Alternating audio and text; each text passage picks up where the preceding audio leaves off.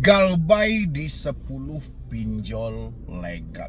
Ya, kalau pinjolnya mungkin yang itu aja teman-teman, tidak keluar dari kredit pintar, Easy Cash, ada pundi, dana cicil dari Aku Laku, habis itu kredivo, es pinjam, dan lain sebagainya. Karena itu pinjol-pinjol yang selalu familiar untuk dipinjam oleh teman-teman kita. Yang jadi pertanyaan dia adalah, bagaimana kalau kita tidak merespon telepon, WhatsApp, dan email, yang mana terkadang di dalam WhatsApp itu ada somasi yang disematkan, yang mana kop suratnya ada menyebutkan dari lawyer. Ya, apakah berbahaya, Bang? Apakah kita akan diproses ke jalur hukum? Ya, dan habis itu apa yang terjadi kalau seandainya nanti kita sudah berusaha tapi pada dasarnya duit juga tidak ada. Nah, saya mau bahas ini buat teman-teman semuanya karena sudah lama saya tidak membahas bagaimana kalau Anda tidak merespon telepon, WhatsApp, dan email, padahal itu ada dokumen penting yang dikirim. Ya, nanti takutnya tiba-tiba kita didatangi polisi atau didatangi pihak pengadilan dan kita dibawa paksa atau diseret paksa. Benar nggak? Siapa yang berdrama seperti itu, teman-teman? Isi di dalam kolom komentar. Dan siapa yang mendapatkan ancaman juga seperti itu, boleh isi di dalam kolom komentar. Kira-kira itu dari pinjol mana Anda mendapatkannya, ya. Tapi sebelumnya seperti biasa, yang belum mensupport silahkan disupport dulu supaya channel ini makin berkembang dan saya makin semangat. Silahkan. Berbicara telat bayar atau bahkan sampai gagal bayar, ya, karena memang benar-benar sudah tidak mampu, benar-benar sudah tidak sanggup, kita apa boleh buat. Kita sudah berusaha nih, toleh kanan kiri muka belakang semuanya sudah kita lakukan, ya, bahkan nggak tanggung-tanggung. Ada yang menggadaikan aset-aset mereka, menjual aset-aset yang ada, alhasil hutang ini tidak lunas juga. Sampailah kita pada titik di mana keadaan benar-benar sudah tidak bisa lagi. Uang tidak ada, aset yang mau dijual nggak ada lagi, aset yang mau digadaikan nggak ada lagi, gali lubang tutup lubang sudah tidak bisa. Lubang yang mau digali sudah nggak ada. Pinjam tetangga, tetangga sudah angkat tangan. Pinjam sama pinjol tidak ada yang bisa cair. Mencari ke teman-teman, teman-teman pun sudah menjauh. Apa terakhirnya? Terakhir, mau tidak mau, kita berada di titik kita harus berhenti. Nah, ketika berhenti bayar, ada kendala yang terjadi. Apa kendalanya? Kita ditelepon berulang-ulang kali. Ya, bahkan ditelepon secara terus-menerus. Kita di WhatsApp setiap hari. Bahkan WhatsAppnya nggak tanggung-tanggung. Itu banyak nomor yang silih berganti setiap hari hadir di nomor telepon kita. Kita di email setiap hari. Ini menimbulkan kebingungan dari teman-teman semuanya. Kalau ini tidak direspon teleponnya, apakah nanti berbahaya? Berbahaya contoh, apakah dia nanti bisa menghubungi di luar dari kontak darurat? Atau mereka bisa mengarah ke tempat kerja saya sekarang? Karena tempat kerja saya ini adalah sumber penghasilan satu-satunya untuk saya bertahan hidup. Ada yang bertanya seperti itu. Dan kalau saya tidak merespon telepon ini juga, apakah saya akan dihadapkan dengan pidana?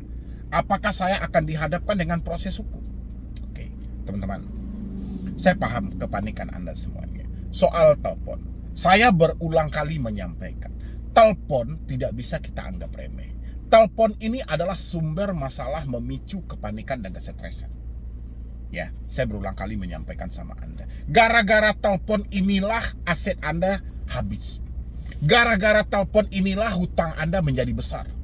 Gara-gara telepon inilah Anda nekat melakukan tindakan yang merugikan diri Anda. Kok bisa? Ya, karena kepanikan tadi. Anda kalau sudah berhadapan dengan pinjol, menyatakan telat bayar, menyatakan tidak mampu bayar, ketika Anda berkomunikasi lewat telepon, pinjol, debt collector, bukan hanya melakukan penagihan, tapi juga melakukan penekanan. Ya, kalau iya teman-teman yang mengalami telat bayar itu bermental baja, berpemikiran luas. Kalau mentalnya tidak baik-baik saja, apa yang akan terjadi? Ya, banyak hal yang akan terjadi. Mungkin dia bisa nekat untuk mengakhiri hidup, mungkin dia bisa nekat untuk melakukan tindakan pidana, bahkan dia bisa nekat untuk gali lubang tutup lubang. Jadi kalau teman-teman menyampaikan sama saya atau bertanya sama saya, bagaimana kalau kita tidak merespon telepon? Ya nggak ada masalah. Ya, Karena tidak ada diwajibkan ketika kita mau minjam pinjol, begitu Anda telat, Anda wajib mengangkat telepon kami. Ada perjanjian seperti itu? Enggak ada. Kenapa orang-orang tidak mau merespon telepon? Ada alasannya. Kalau selama ini debt collector menelpon kita, hanya menanyakan apa yang sedang terjadi sih kita nggak ada masalah. Tapi yang terjadi, telepon mereka gunakan untuk mencaci maki. Bukan hanya untuk bertanya bagaimana kondisi kita, kenapa belum melakukan pembayaran. Itulah yang terjadi. Kenapa orang-orang tidak mau lagi mengangkat telepon atau takut mengangkat telepon, tidak siap kuping dia mendengar caci maki dan hinaan. Ya, jadi nggak ada masalah. Dengan Anda tidak mengangkat telepon, nggak ada masalah teman-teman semuanya. Anda lebih menyelamatkan diri Anda. Karena kalau diangkat teleponnya, keadaan kita tidak baik-baik saja. Pemikiran yang semulanya tenang, kita bisa fokus jadi tidak tenang. Jadi malah tidak karuan. Untuk menyelamatkan pemikiran itu, memang sudah tepat Anda tidak merespon telepon mereka. Bahkan, kalau Anda mau, ganti aja nomornya. Ya, itu poin yang pertama. Poin yang kedua adalah tentang WhatsApp. WhatsApp sama-sama kita tahu. Apa yang terjadi kalau kita sudah telat bayar? Apa yang terjadi kalau WhatsApp ini kita biarkan untuk aktif? Segala macam bentuk ya masuk di sana. Bahkan sesuai yang ditanyakan teman-teman tadi, ada sampai dengan somasi yang dikirimkan. Ya, bagaimana kalau ini tidak saya respon tentang somasi mereka gitu loh? Apakah ini akan berdampak serius? Karena di dalam somasi itu saya perhatikan ada nama-nama dari sebuah penasihat hukum ya, atau kantor penasihat hukum. Itu nggak ada masalah teman-teman ya. Sehebat apapun bahasa yang mereka gunakan, di bawahnya tersemat selesaikan tagihan Anda. Pertanyaan saya ya, tanpa adanya dari somasi itu, kalau ada duit Anda mungkin sudah diselesaikan. Masalahnya hari ini kita mendatangkan uang dari mana? Aset nggak ada yang mau dijual. Mau gali lubang lagi nggak ada lagi. Mau pinjam tetangga, tetangga nyerah. Pinjam sama teman-teman, teman-teman sudah menjauh. Nggak ada lagi. Ya, jadi soal somasi itu hanya menyampaikan kapan Anda membayar tagihan. Hampir sama dengan telepon yang Anda terima. Ya, siapa yang melakukan itu? Yang melakukan ya jelas debt collector. Siapa lagi yang melakukan? Gak ada di luar itu yang melakukan. Walaupun label suratnya itu dari salah satu kantor penasihat hukum.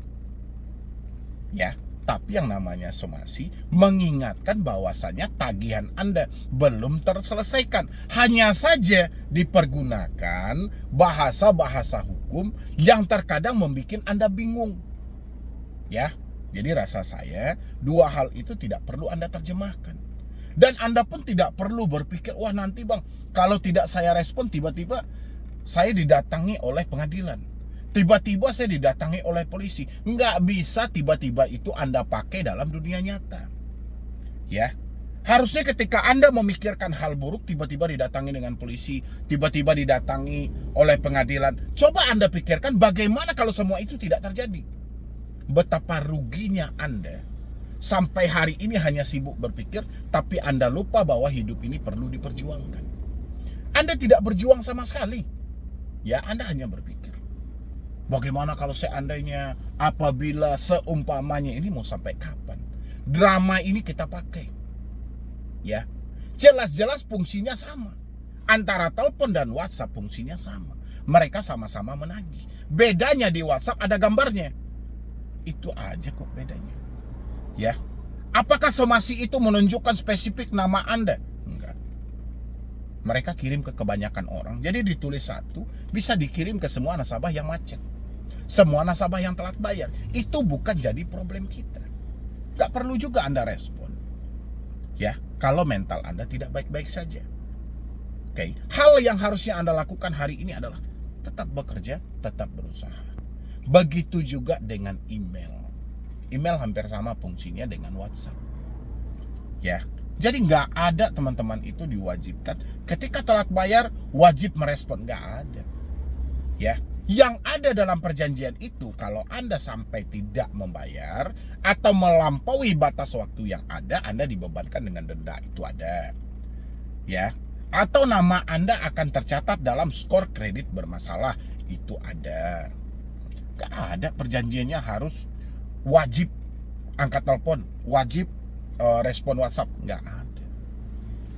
Ya, itu ya buat teman-teman semuanya. Jadi 3 komunikasi tadi itu. Kalau misalnya Anda tidak merespon, Anda tidak perlu memikirkan hal-hal yang merugikan diri Anda. Semakin Anda berpikir hal-hal yang merugikan diri Anda, semakin dekat Anda dengan kehancuran tadi. Makanya selamatkan pemikiran Anda, selamatkan diri Anda untuk memikirkan hal-hal positif, mana yang paling tepat untuk Anda pikirkan.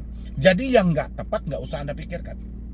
Ya, itu ya buat teman-teman semuanya. Dan habis itu lagi, sering kali juga saya mendengar, kalau kita mengabaikan telepon, mengabaikan WhatsApp atau email, ini yang jadi sasaran kondar kita bahkan di luar kontak kita, di luar kontak darurat kita. Nggak ada hubungannya, teman-teman.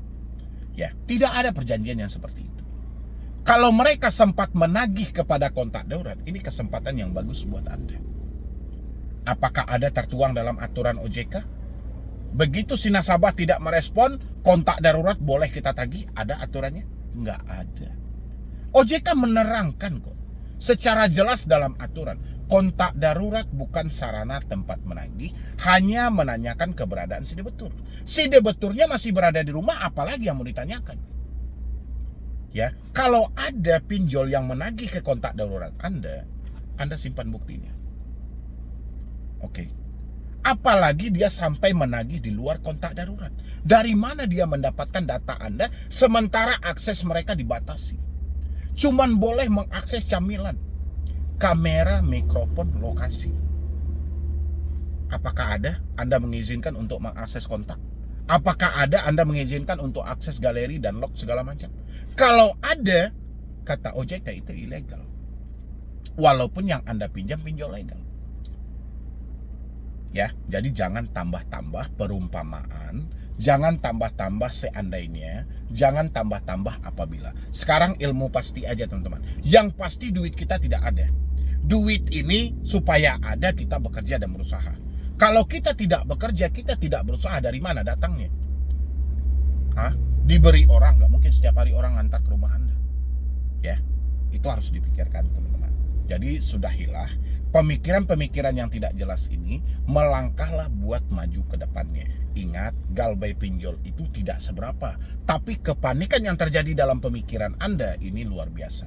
Bahkan sampai orang berada pada titik di mana dia sudah lelah untuk hidup. Karena setiap hari kerjanya hanya berpikir, pemikiran dia buntu dan mentok. Ya, Anda tidak mendapatkan jalan yang terbaik. Akhirnya Anda berupaya, mati pun kayaknya jalan dan pilihan yang terbaik. Gak ada itu, teman. Ya, jalani aja, semuanya pasti baik-baik saja kok. Badai itu pasti berlalu. Oke, teman-temanku, mungkin dari saya cuma itu aja buat teman-teman semuanya yang mengalami telat bayar, tidak mampu bayar. Jangan sampai gali lubang tutup lubang lagi. Ya, kalau soal Anda tidak mau merespon telepon, WhatsApp, dan email, itu tidak ada salahnya. Nggak ada yang salah dalam hal itu. Yang salah hanyalah cara berpikir Anda. Ya, jadi sekian dulu dari saya, Medi Browning. Wassalam.